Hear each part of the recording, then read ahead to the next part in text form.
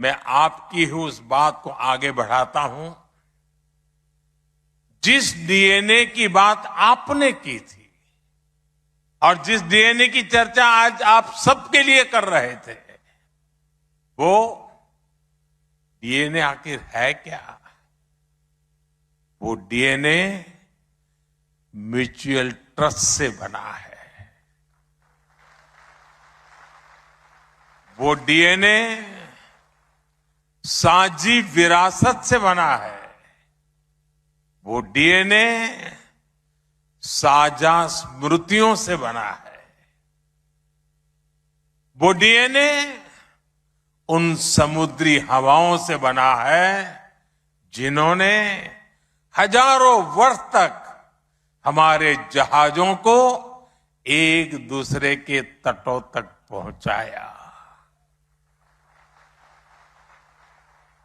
साथियों, भारत इंडोनेशिया संबंधों का डीएनए उन संतों और बौद्ध भिक्षुओं से बना है जिन्होंने ज्ञान को सीमाओं में नहीं बांधा।